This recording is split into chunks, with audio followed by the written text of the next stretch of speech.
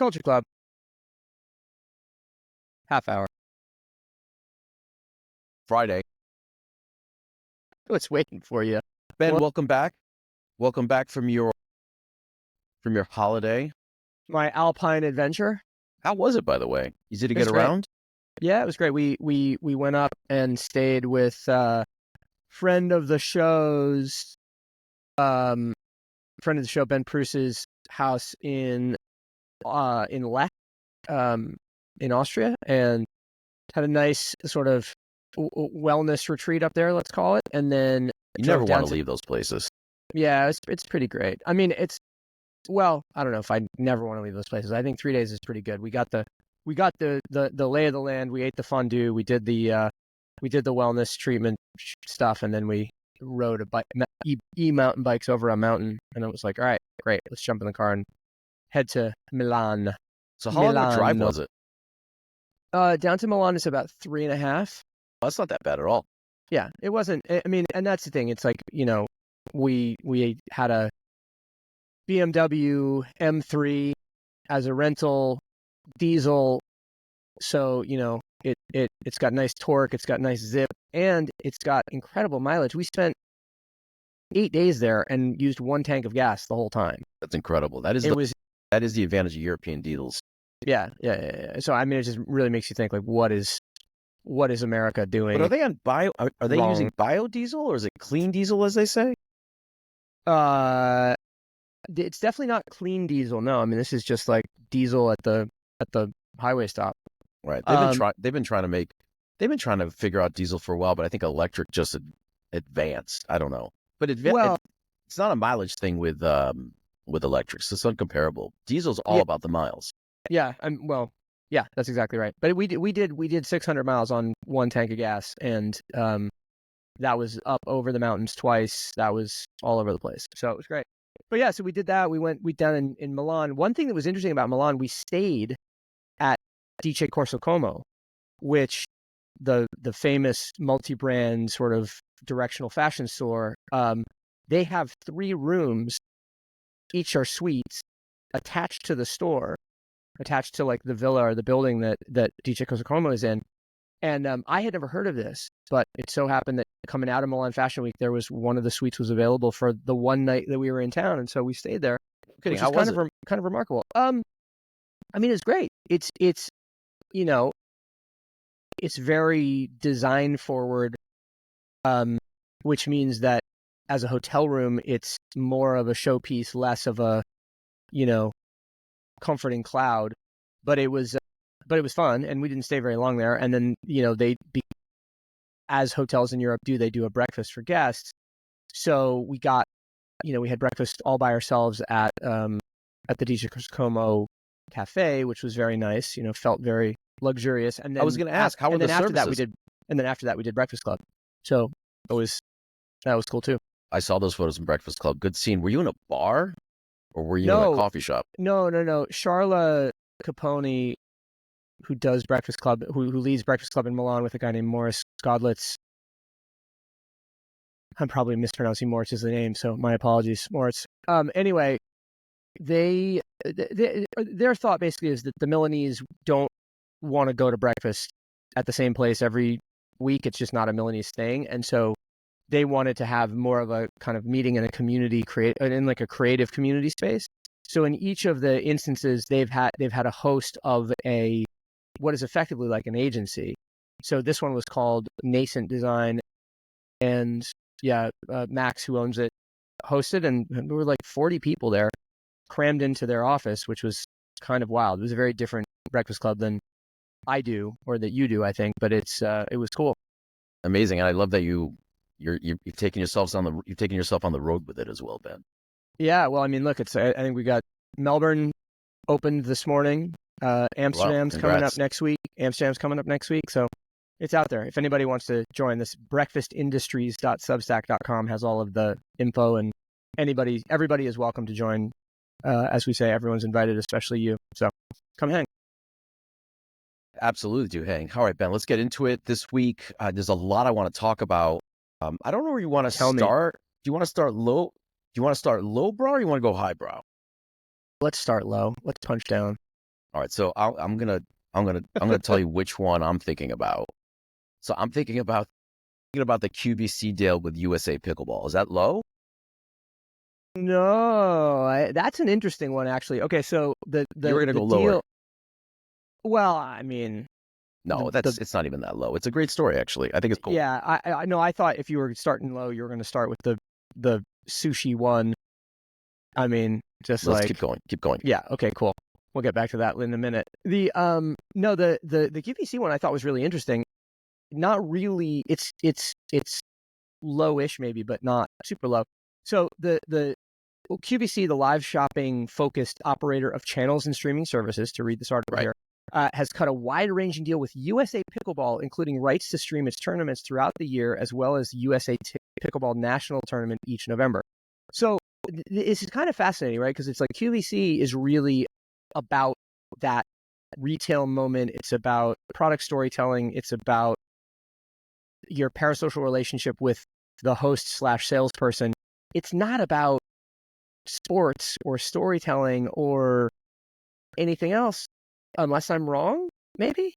I think this is all about storytelling, and specifically to that core audience that shops QVC. And I'm going to take a wild guess, but it's a lot of Midwesterners, usually retirees or maybe stay-at-home moms who do absolutely build a relationship with their host. And if you think about it, like, QVC has likely been trying to figure out what they could put their name against as a retailer, as a multi-brand, cable TV retailer. By the way, I think you can even get it now over regular HDTV in some cities. Yeah, you'd imagine you would be able to. Well, or like they must have a smart TV app, Right. like a connected TV app. But regardless, it feels like the right audience. I mean, pickleball, listen, I play pickleball. Does it compare to like other tennis sports? No, but it offers an opportunity for that audience to get out and get healthy. And think about the selling options. No. Look, I'm totally with it. And this is why to me this isn't it's not a lowbrow thing, but it's, I guess for me the question lowbrow, right? more so is you're changing your programming paradigm. You're going, all right, we used to be in studio, host direct to camera, product shots and glam shots of the things that we're selling, the 800 number to call now, the transaction focused website, all of that sort of stuff. And now you're going, okay, we're going to compete with NBC Sports in terms of showing this sport, quote unquote, happening, but we're also going to add shoppable moments to it. And I understand the logic, and I think it's really interesting and kind of admirable, actually, or admirable is the way you say that word. But I question how well they're going to be able to do it and who they're bringing in to do that storytelling, because it doesn't seem to me like probably the producers and the showrunners of, the Kathy Griffith. Oh, I agree. I mean, it's a different type of show. Is right. It's a different type of show. He's going to be capable of doing that. There are multiple leagues in the United States that are fighting for eyeballs. I don't know who's on Peacock, but the way that I look at it, I guess the first thing I'm thinking in my head is that, that retired grandmother who is sitting on her couch watching QVC, who has heard about pickleball, who has not gotten out there, and this becomes a motivation for her. You're absolutely right. It's completely different programming. It'll be to be seen how well it does. But what I do know is that it's so funny. I don't know why I feel silly talking about this, but in the neighborhood where I play, there's quite a number of French Canadians that come down, as you can imagine, during the winter bend. Canucks. Up here near Hollywood, Florida. And they're quite competitive. And more importantly, they actually watch this stuff online, funny enough. So really? So having a channel where it's not necessarily streaming through a box or a device, I think it gets interesting.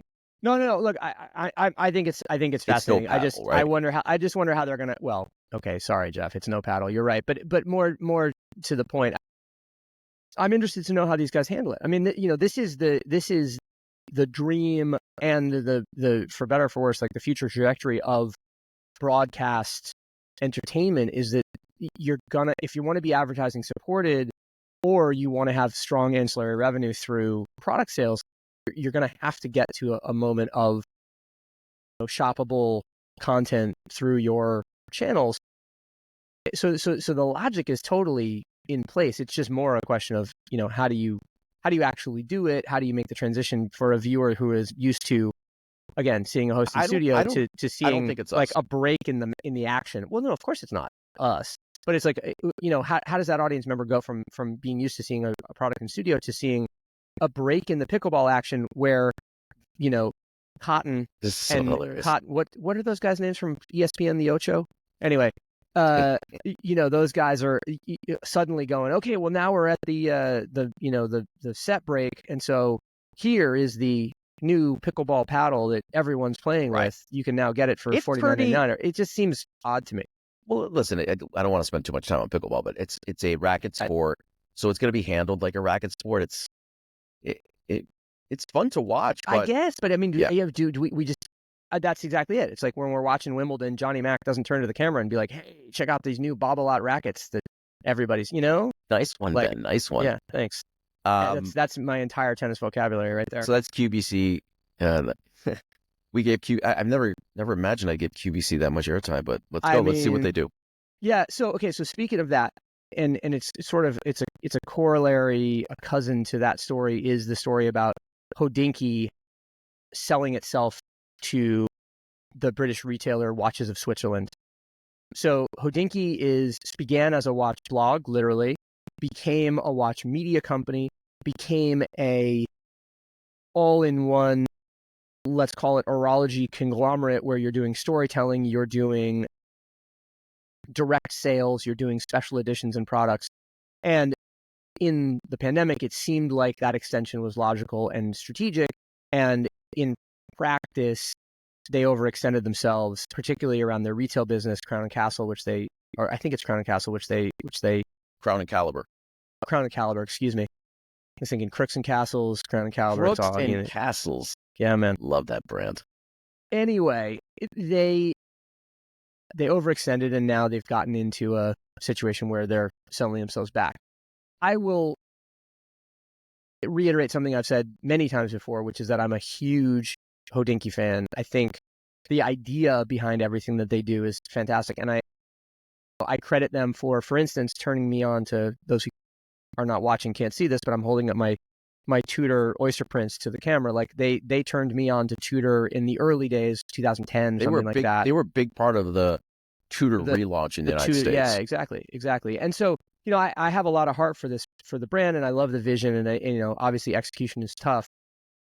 But I hope that this new ownership under Watches of Switzerland sees, again, that potential that we were talking about of being the multifunctional, retail media storytelling brand services ecosystem. They do it. Yeah. Ben, I remember having conversations with Ben decades ago in Harvard Square while he came through. And it's just amazing to watch where that business has gone. This is Ben, to be clear, this is Ben Clymer, who's the founder and CEO of Hodinkee, not Ben Dietz, who's talking on the mic right now. No, sorry. Ben Clymer. I've never been to Harvard Square. Also I refuse to go. Is that true? No, I'm just joking. Oh my God. You wouldn't be punk rock if you weren't there. But that's maybe the dumbest thing I've ever heard, but okay, fine. Excuse me. Regardless, I mean, at the end of I was just actually looking up awards, and the one thing I remember about Hodinkee was they were the first online media company that was taken seriously in the watch world, certainly within Geneva. And they built an incredible place within that world. And having seen a similar deal myself, it makes sense. I mean, regardless of where they are in their business, a brand like Watches of Switzerland, a group like Watches of Switzerland, which owns Mayors, which is a big chain here in the United States, and plenty of others, they need storytelling constantly, right? And what a better place to do it than owning the story yourself. Well, it's interesting. I wonder, to that end, I wonder to what extent Watches of Switzerland looked at the Zalando deal with High Snob and said, here's an archetype for us, or alternately, to what extent Ben looked at David Fisher and you and the rest of the I'm sure he talked team to David. and said, how's this, can we make this work in a similar sort of way? I Yeah, think David, by the way, we're not going to cover the story, but David got a big shout out in The Drum this week. They were talking about, the big UK marketing publication interviewed him about the bringing High Snob into that world. Super cool. Anyway, dude, I just like it, it's interesting. And the other thing that's interesting too is that in the New York Times story that this talks about, they talk about the U.S. being the number one watch market in the world, which is an interesting analog to there's another story in Jing Daily, which is not in our list this week, but is essentially like watches in China are really suffering. And so the luxury watch brands are trying to figure out, all right, what do we do now after this huge cohort of upwardly mobile aspirational Chinese are not buying retail anymore? Well, it's not. I think it's across the board. I mean, the art market is feeling it for sure. Yeah, well, maybe. And I say that to say, like, my sense of every marketplace is that it's weird right now. Like, certainly the fashion marketplace is weird, the art marketplace is weird. But the interesting thing about art is that Marion Maneker in Puck a couple of weeks ago did a big deep dive into whether or not the art market was actually tanking. And what he found, along with Art Day or Art Die, however you say that, Art DAI, was that young artists and sort of mid-career artists are actually selling more than they have been previously, but that the very high end of the market is not doing the volume, and so that's what skews the numbers. Right. And then there are a few artists, particularly those who came to the fore in the sort of identity politics driven art rush on BIPOC and diverse art makers in post 2020.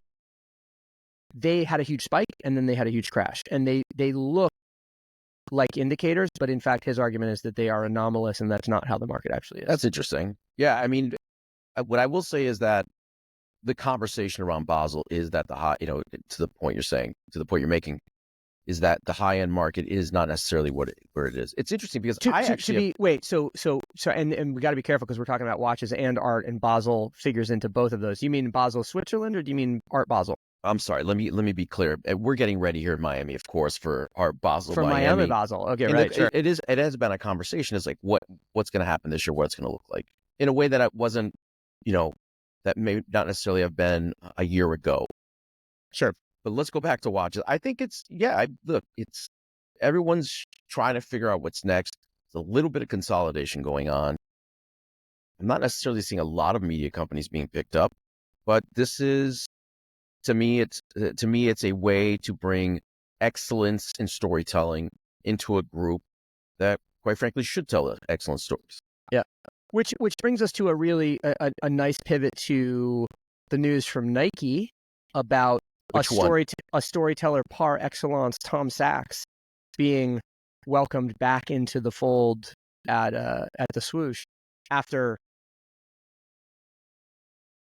public but not definitive distancing in light of the negative press he received in 2022 about his studio practices and the culture of the workplace over there at Ben, can you give us, Tom Sachs Industries, without getting too deep into it, it's quite an interesting story of how it came to light, though, if I'm not mistaken.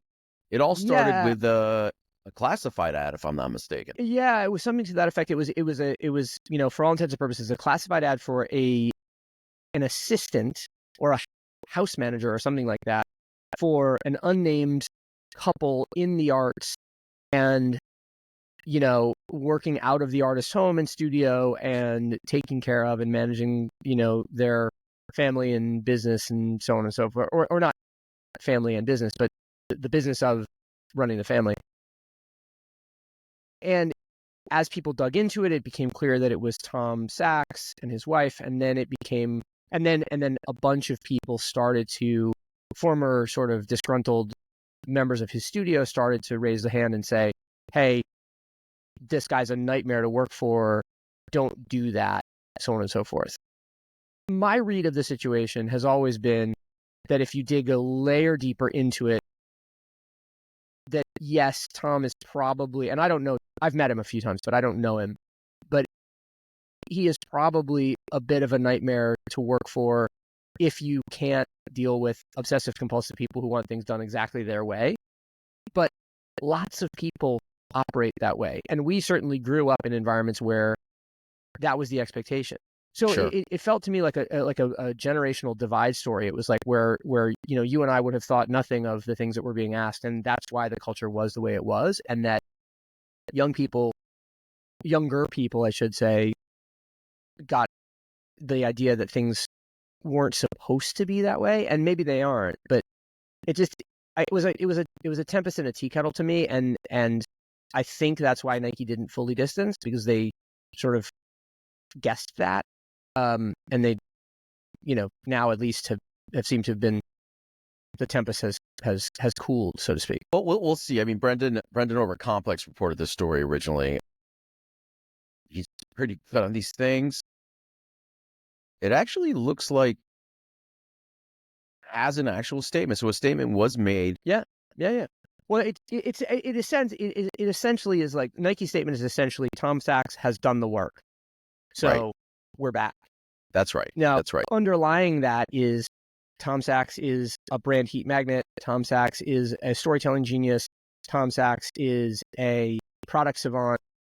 We, Nike, are coming, or hopefully coming out of a period that has been sad, fallow, unproductive, value destructive, etc. So, right. They've got a few more things going on as well. And unfortunately, one of the comments reminded me on it. But, what is clear is Nike's trying to bring back what they know worked. And if they look at the arsenal of either athletes or creative muses that they've worked with that makes sense, it's this one. I think Tom, to me, his shoe is, it's what I love about it, say, compared to what we're seeing with the Nigo project coming out of Nike, which is right. that looks bombastic. Sorry, Jeff, for both for my edification and for those at home, the shoe you're talking about is the Mars Yard, the original Mars Yard, or it's the second one, the work shoe? No, sorry, I just want to talk about collaborators for a second, right? Okay, cool. I think the key has been everything he touches with Nike, I think actually works. It feels right to me. He's the only guy that's put me in brown sneakers ever, quite frankly, with the service shoe. And it works really. I mean, it's a great looking shoe. Sneakers, amazing. From like a very simple product perspective, functional, beautiful, it works. Nike needs that again. And what made the Mars Yard, what made the, is it called the service shoe, Ben? What is he called? I don't remember hearing. We're losing it. We should know these things. Just keep going. Just keep going. If you recall, he did something really interesting with Kohl's where he dropped that essentially. It's called the general purpose shoe is what it's called. General purpose shoe. Apologies. He dropped that through a variety of different Kohl retailers, giving Kohl's a chance to touch culture in some way. And I didn't know that, really. Yeah, the first colorways, if I'm not mistaken, maybe not the white, but the second yellow colorway. And that was a retail strategy through Kohl's. It wasn't just like a weird inventory misallocation. No, it was absolutely Tom working, saying, "Look, I want to," which is my favorite way to do things. Put this thing into the small markets in volume and see what happens. And people were chasing them. People started chasing. You could, of course, go online onto Tom's page, and I think it may have been available on sneakers and been part of a raffle. And that's actually how I got my pair. But to the point there, I think this is not the last one we're going to see. I think Tom's coming in. Nigo's a massive one. We should talk about the Nigo deal at some point, because I would have never thought Nigo go there. But let's table it for a second. Let's do peaks and valleys then, because like if I think it's safe to say that we are both fans of Tom's work, generally speaking, and controversy aside, see the value in this. I think people should get second chances. If that's I do too. If that's a peak, then the valley here is this absolutely like lazy, thoughtless, stupid sushi club Air Force One with Nobo, New York for friends and family, which is like, it's like a GR Air Force One with some embroidery on the heel quarter, on the back quarter. It's just like, it's, Supreme caught hell for being lazy with their Air Force One collabs. This is even lazier because it ignores all of that feedback and just repeats the mistake. It's mind-blowing to me.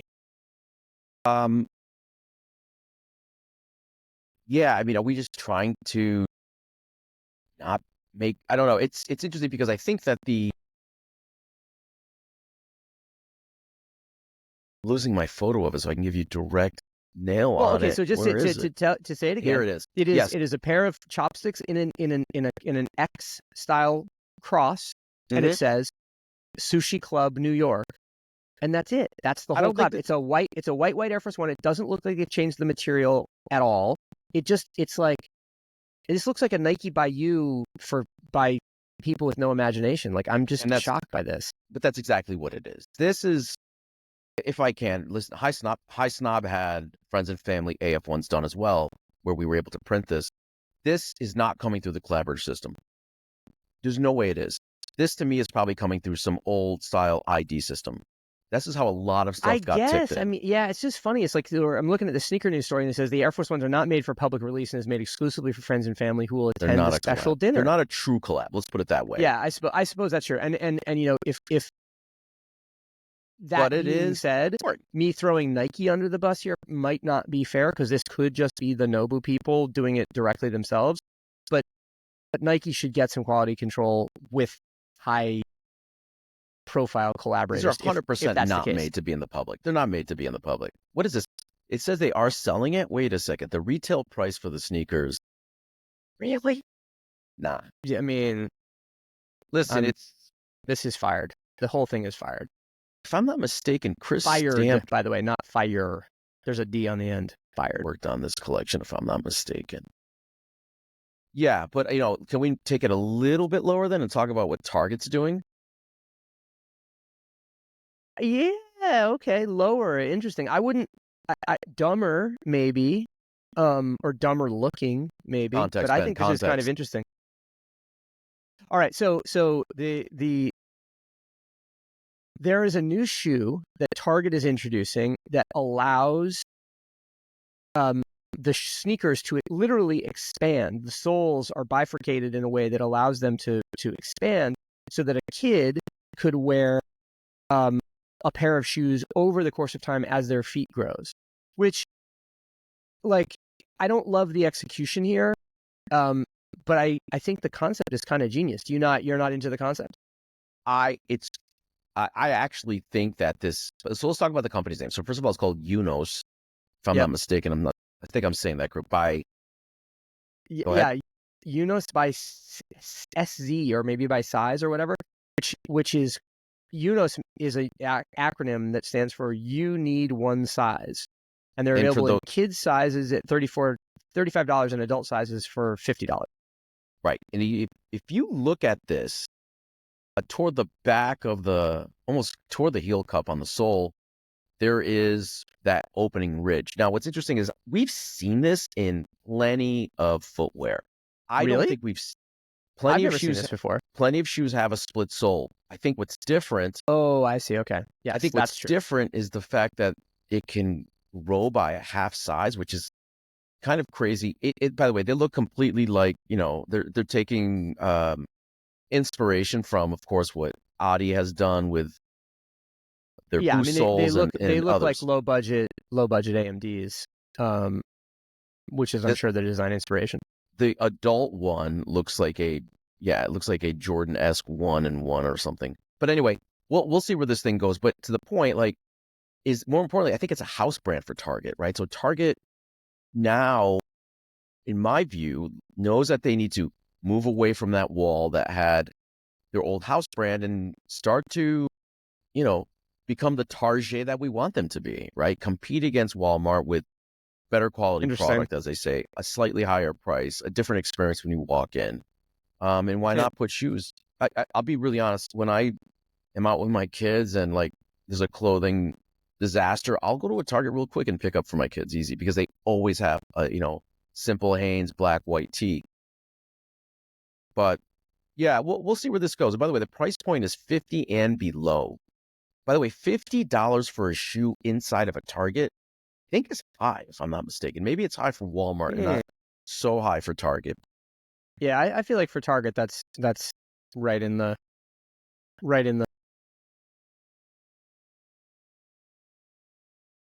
Man, Ben, we've hit 30 minutes, bud. Can you believe it? I Can you can't. believe it? We didn't make this show expandable by half a size. Oh God. It'd be great if we could. Sorry, I had to. Well, listen, it's a fun one. It's been a fun one. So looking forward to talking more. But in the meantime, thank you guys for tuning in. And if you haven't already subscribed, please do so. Obviously, a like, a comment, a share, all of that kind of stuff helps us as well. So Goes please, a long way. Take a little minute to help your boys. By the way, Ben, sorry, I want to add one more thing. Just if anybody will be attending Art Basel Miami this year, please give us a shout. Send us a DM. Yeah, we'll leave it there. All right. Love it. Jeff. All right, Ben. Again soon. See you, bud. Later.